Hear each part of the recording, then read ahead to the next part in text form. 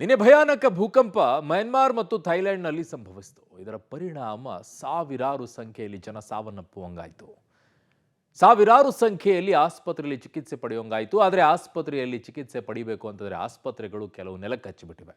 ಹಾಗಾಗಿ ಬೀದಿಯಲ್ಲಿನ ಚಿಕಿತ್ಸೆಯನ್ನು ಪಡ್ಕೊಳ್ಳುವಂಥ ಪರಿಸ್ಥಿತಿ ಈಗ ನಿರ್ಮಾಣವಾಗಿದೆ. ಅತಿ ಹೆಚ್ಚು ಪ್ರವಾಸಿಗರನ್ನು ಸೆಳೆಯುವಂಥ ಬ್ಯಾಂಕಾಕ್ನಲ್ಲಿ ಕಟ್ಟಡಗಳೆಲ್ಲ ಧರಾಶಾಹಿ ಆಗೋಗ್ಬಿಟ್ಟಿವೆ.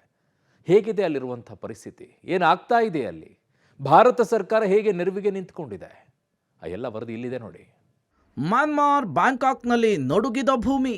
1,000 ದಾಟಿದ ಮೃತರ ಸಂಖ್ಯೆ. ಕ್ಷಣ ಕ್ಷಣಕ್ಕೂ ಹೆಚ್ಚಾಗುತ್ತಿದೆ ಸಾವಿನ ಸಂಖ್ಯೆ.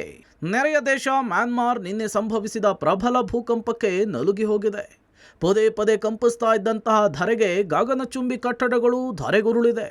ಸದ್ಯ ಅಕ್ಷರಶಃ ಮ್ಯಾನ್ಮಾರ್ನಲ್ಲಿ ಸ್ಮಶಾನ ಮೌನ ಆವರಿಸಿದ್ದು ಆರ್ತನಾದವೊಂದೇ ಕೇಳಿಸ್ತಾ ಇದೆ. ಅವಶೇಷಗಳಡಿ ಸಿಲುಕಿದ ಜನರು ರಕ್ಷಣೆಗಾಗಿ ಹಾತೊರಿತಾ ಇದ್ದಾರೆ. ರಕ್ಷಣಾ ಕಾರ್ಯ ಭರದಿಂದ ಸಾಗಿದ್ದು, ಈ ಮಧ್ಯೆ ಆಘಾತಕಾರಿ ವಿಚಾರ ಅಂದರೆ ಮ್ಯಾನ್ಮಾರ್ ಭೂಕಂಪಕ್ಕೆ ಮೃತರ ಸಂಖ್ಯೆ 1000 ದಾಟಿದೆ. ಸಾವಿನ ಭೂಕಂಪಕ್ಕೆ ಸಿಲುಕಿ ಮೃತಪಟ್ಟವರ ಸಂಖ್ಯೆ 1000 ಗಡಿ ದಾಟಿದೆ. ಕ್ಷಣ ಕ್ಷಣಕ್ಕೂ ಮೃತಪಟ್ಟವರ ಸಂಖ್ಯೆ ದುಪ್ಪಟ್ಟಾಗ್ತಿದ್ದು, ಸಾವಿನ ಸಂಖ್ಯೆ ಇನ್ನಷ್ಟು ಹೆಚ್ಚಾಗುವ ಸಾಧ್ಯತೆ ಇದೆ. ಈವರೆಗೂ 2500ಕ್ಕೂ ಅಧಿಕ ಮಂದಿ ಗಾಯಾಳುಗಳಾಗಿದ್ದು, ರಸ್ತೆಯಲ್ಲಿಯೇ ಎಲ್ಲರಿಗೂ ಚಿಕಿತ್ಸೆ ಕೊಡಿಸಲಾಗ್ತಿದೆ. ಮ್ಯಾನ್ಮಾರ್ನಲ್ಲಿ ಸದ್ಯ ತುರ್ತು ಪರಿಸ್ಥಿತಿ ಘೋಷಣೆಯಾಗಿದ್ದು, ರಕ್ಷಣಾ ಕಾರ್ಯ ಭರದಿಂದ ಸಾಗಿದೆ.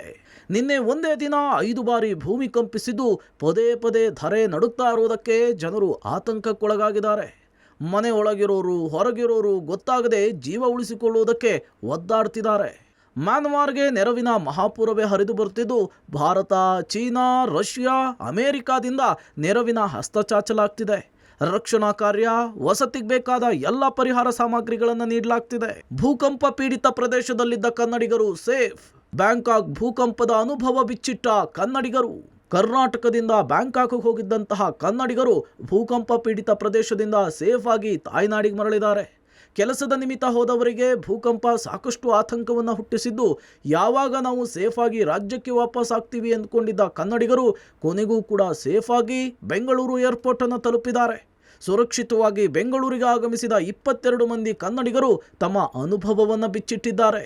ನಮ್ಮ ಅನುಭವಕ್ಕೆ ಏನಂದರೆ, ನಾವು ಹೋಟೆಲನ್ನು ನಾವು ಬಿಟ್ಟು ಚೆಕ್ಔಟ್ ಮಾಡಿ ಸುಮಾರು 1 ಗಂಟೆ ಆದಮೇಲೆ ಭೂಕಂಪದ ಅನುಭವ ಆಯಿತು. ಡಾಲ್ಫಿನ್ ಕಾರ್ಯಕ್ರಮದಲ್ಲಿ ನಾವೆಲ್ಲ ಕಂಪ್ನಿಯೆಲ್ಲ ಕೂತಿದ್ದಾಗ ನಾವು ಹಿಂಗೆ ತೇಲಾಡ್ದಂಥ ಅನುಭವ ಆಗೋಯ್ತು. 45 ಜನ ಏನೋ ಡೆತ್ ಆಗಿದ್ದಾರೆ ಅಂತ ಗೊತ್ತಾಯಿತು. ಅಲ್ಲಿಂದ ನಮಗೆ ಟ್ಯಾಕ್ಸಿಗಳು ಸಿಗಲಿಲ್ಲ, ಏನೂ ಸಿಗಲಿಲ್ಲ.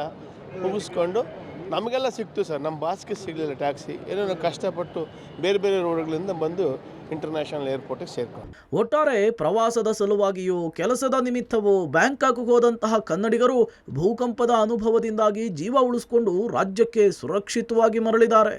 News desk, public TV.